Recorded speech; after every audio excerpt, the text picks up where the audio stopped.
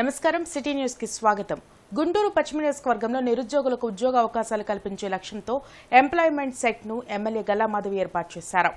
దీనికి సంబంధించిన పోస్టర్లను కూటమి నేతలు కోవెలమూడి నాని, మోనబోయిన శ్రీనివాస్, నరేంద్ర కుమార్ తదితరులతో కలిసి ఆవిష్కరించారు. నిరుద్యోగులకు ఉద్యోగ అవకాశాలను కల్పించేందుకు హెచ్ఆర్&కో కంపెనీ ఒప్పందం కుదుర్చుకున్నట్లు ఎమ్మెల్యే గల్లా మాధవి తెలిపారు. నిరుద్యోగుల అర్హతలను బట్టి ఉపాధి కల్పన కల్పించనున్నట్లు వివరించారు. ఇది పూర్తిగా ఉచితంగా నిర్వహించనున్నట్లు వెల్లడించారు. ఈ నెలాఖరులో జాబ్ మేళా చేపట్టనున్నట్లు చెప్పారు. ప్రతి ఒక్కరూ కూడా గుంటూరు పశ్చిమ నియోజకవర్గ ప్రజానీకం ప్రతి ఒక్కరూ ఈ అవకాశాన్ని సద్వినియోగం చేసుకోవాలి. ఇందుకు కాను ఎలాంటి రిజిస్ట్రేషన్ ఫీజు కానివ్వండి, లేదంటే ఉద్యోగం వచ్చిన తర్వాత వారి దగ్గర నుంచి ఏదైనా కలెక్ట్ చేయడం కానివ్వండి జరగదు. కాబట్టి ఇది ఫ్రీ ఆఫ్ కాస్ట్. కేవలం దీనికి నిర్వహించే ఖర్చులన్నీ కూడా నా సొంత ఖర్చులతో నేను దీన్ని నిర్వహించబోతూ ఉన్నాను. కాబట్టి మీరందరూ దీన్ని సద్వినియోగపరచుకోవాలి అని కోరుకుంటూ ఉన్నాను. ఇది నిరంతర ప్రక్రియ. ఈ యొక్క ఫస్ట్ టర్మ్ అంటే ఈ నెలలో నిర్వహించే జాబ్ మేళాలో ఎవరికైనా జాబ్లు రాని పరిస్థితుల్లో అది మళ్ళీ కంటిన్యూ అయ్యి నెక్స్ట్ మంత్కి వెళ్తూ ఉంది.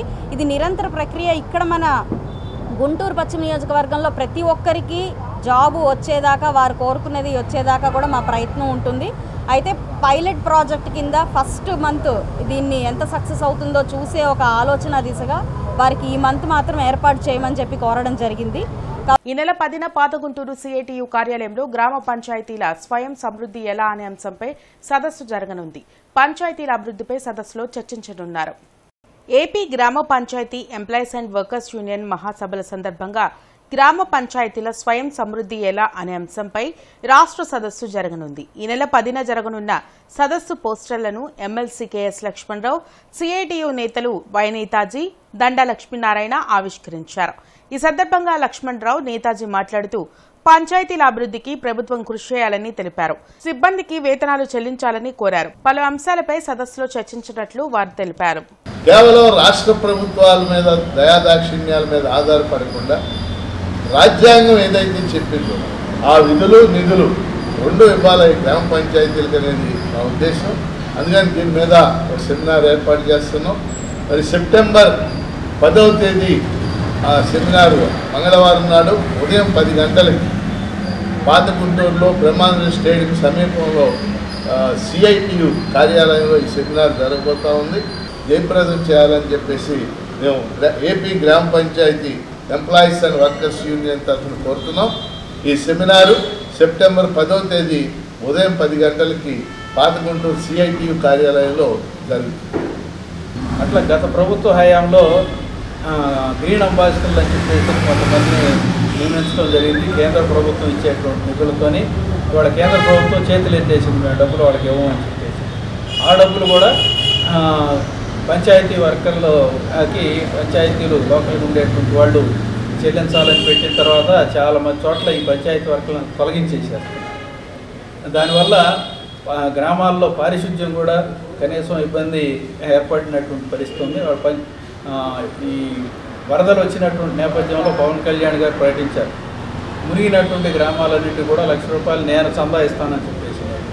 ఆ రకంగా ఆపదలు వచ్చినటువంటి సందర్భంగా ఎవరో ఒకళ్ళు దాతలు మీద ఆధారపడి ఈ విధులు నిర్వర్తించాల్సినటువంటి ఈ దయనీయమైన పరిస్థితి ఉండకూడదు.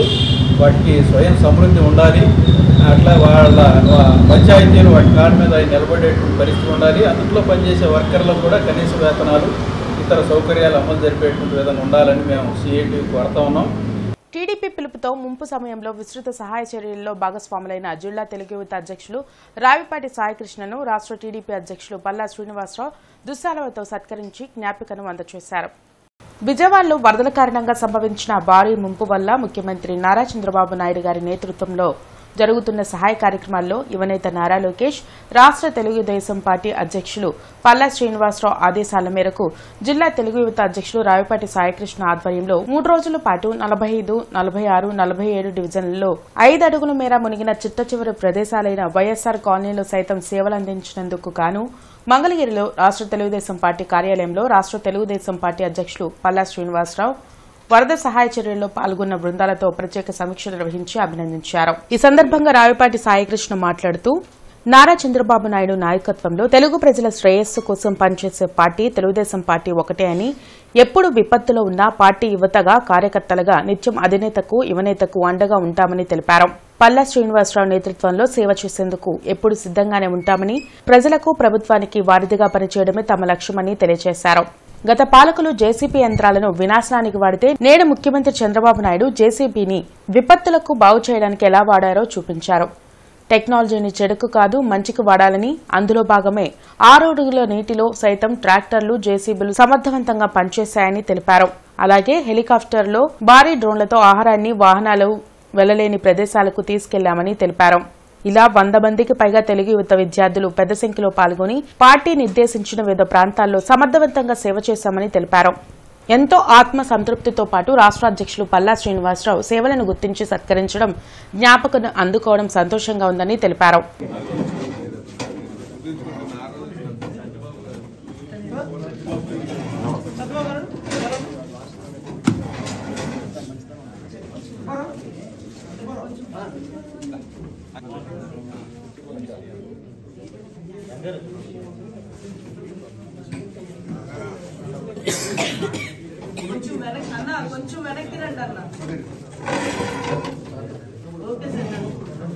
మార్కెట్ సెంటర్లోని హిందూ కళాశాలలో బోటనీ డిపార్ట్మెంట్ ఆధ్వర్యంలో వినాయక చవితి పండుగను పురస్కరించుకుని B1 గ్యాలరీలో 21 రకాల మొక్కలను ఉచితంగా వితరణ చేస్తున్నట్లు కళాశాల ప్రిన్సిపల్ మల్లికార్జున ప్రసాద్ తెలిపారు. కళాశాల వైస్ ప్రిన్సిపల్ దుర్గాప్రసాద్ మాట్లాడుతూ ప్రతి సంవత్సరం బోటనీ డిపార్ట్మెంట్ ఆధ్వర్యంలో పత్రిని ఉచితంగా ప్రజలకు అందజేస్తున్నామని తెలిపారు.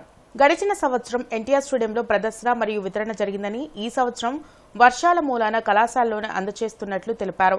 ప్రధానంగా విద్యార్థులు ఈ పత్రిలో వాడే మొక్కల విశిష్టత, వాటి శాస్త్రీయ నామం తెలుసుకోవాలని కోరారు. కార్యక్రమంలో బోటనీ విభాగాధిపతి మాధవి, అధ్యాపకులు సుబ్రహ్మణ్యం, కృష్ణ, రమేష్ తదితరులు పాల్గొన్నారు.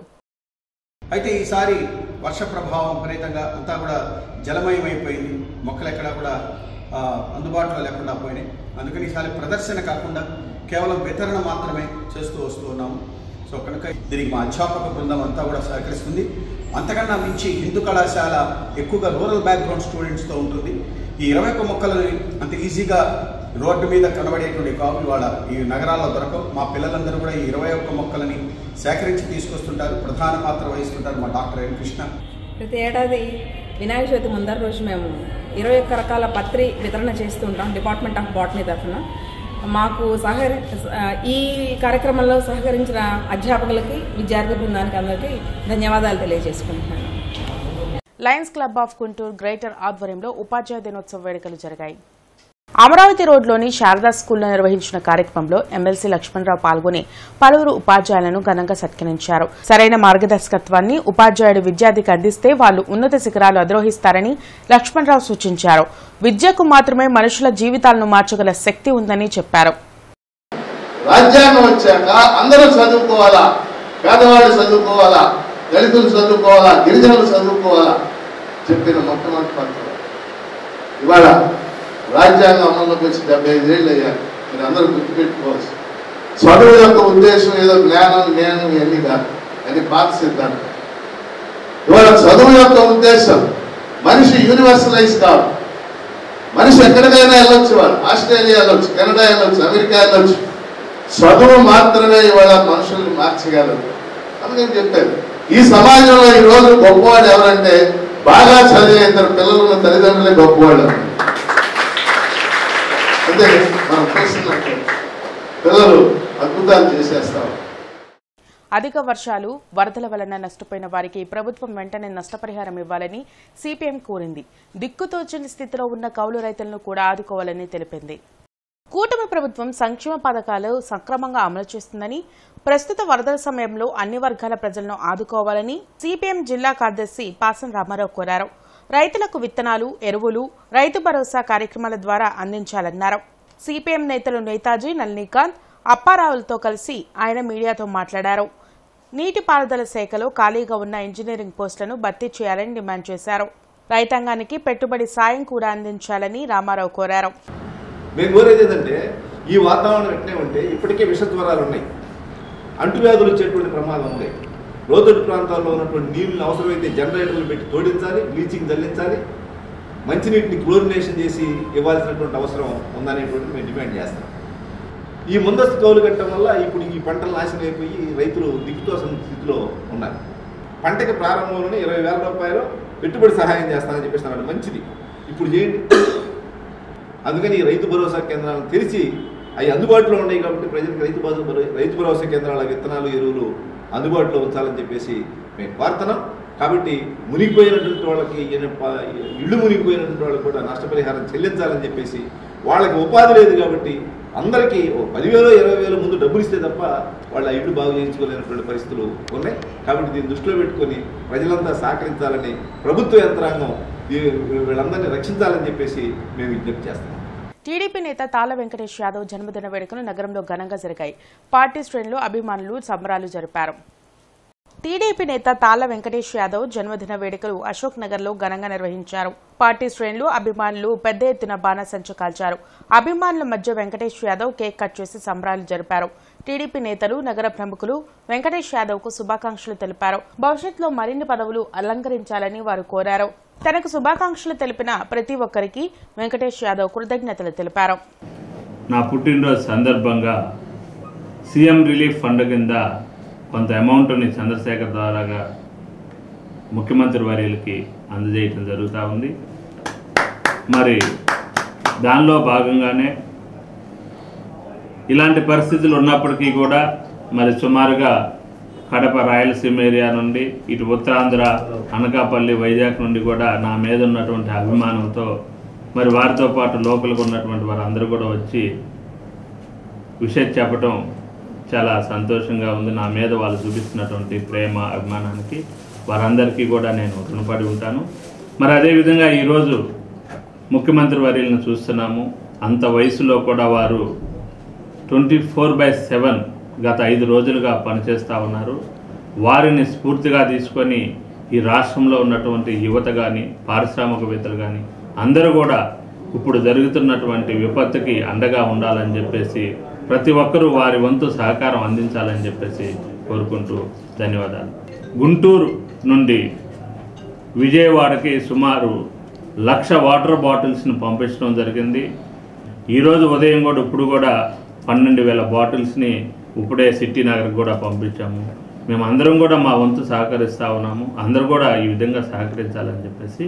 మానవతా స్వచ్ఛంద సేవా సంస్థ జిల్లా క్రీడా భారతి ప్రెసిడెంట్ కొమ్మలపాటి శ్రీనివాసరావు తాళ్ల వెంకటేష్ యాదవ్ కు జన్మదిన శుభాకాంక్షలు తెలిపారు. అనంతరం కేక్ కట్ చేసి ఆయన భవిష్యత్తులో ఉన్నతమైన స్థానాన్ని అధిరోహించాలని ఆకాంక్షించారు. ప్రచారంతో ఎంతో ఉన్నత శిఖరాలకు తీసుకెళ్లినటువంటి తాళ్ల వెంకటేష్ యాదవ్ గారికి జన్మదిన శుభాకాంక్షలు.